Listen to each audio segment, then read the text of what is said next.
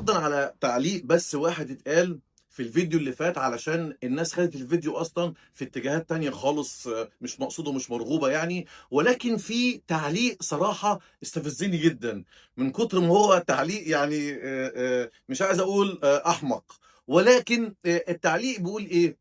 قبل ما اتكلم عن التعليق، معلش، تركي آل الشيخ برضه خلي بالكم قال حاجه مهمه. قال ان مع رغم ان انتوا علمتونا احنا كمصريين، يعني الى ان نسبه الاميه عندنا اقل من عندكم، وده على لسان تركي آل الشيخ. طيب تمام، التعليق بيقول ايه؟ التعليق بيقول اللي هو فيما معناه، يعني انت ازاي فرحان قوي كده بالتماثيل اللي عندكم والاثار دي تعتبر اصنام؟ ايه ده يا معلم؟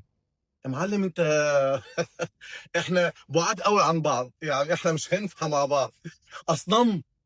انت قديم قوي كده. بلاش انت قديم.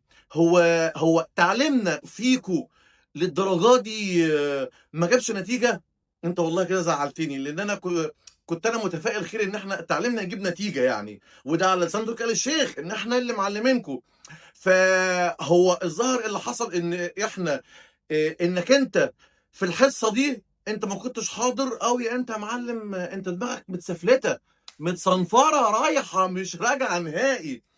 بخصوص ان الاثار اللي عندنا الاصنام دي، هو انا عايز اقول لك ان سيدنا سليمان نفسه كان مخصص مجموعه من العمال مخصوص علشان يعملوا له التماثيل اللي انت بتقول عليها دي. والايه الكريمه بتقول ويعملون له ما يشاء من محاريب وتماثيل. سيدنا سليمان نبي عظيم قوي، ربنا اداله ملك لا ينبغي لاحد لا من قبله ولا من بعده، خلاص الموضوع انتهى، هو بس لوحده.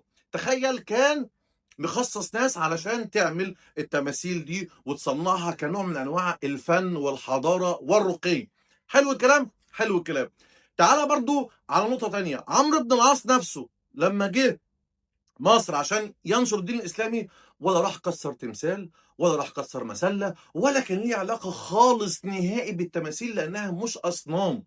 امتى التمثال يبقى صنم؟ لما الناس تعبده، يتحول هذا التمثال العمل الفني الراقي الحضاري الى صنم. في الحاله دي بس لو اتحول التمثال الناس عبدته لصنم، في الحاله دي بس ممكن نقول عليه ان هو ايه، صنم. زي ايه برضو؟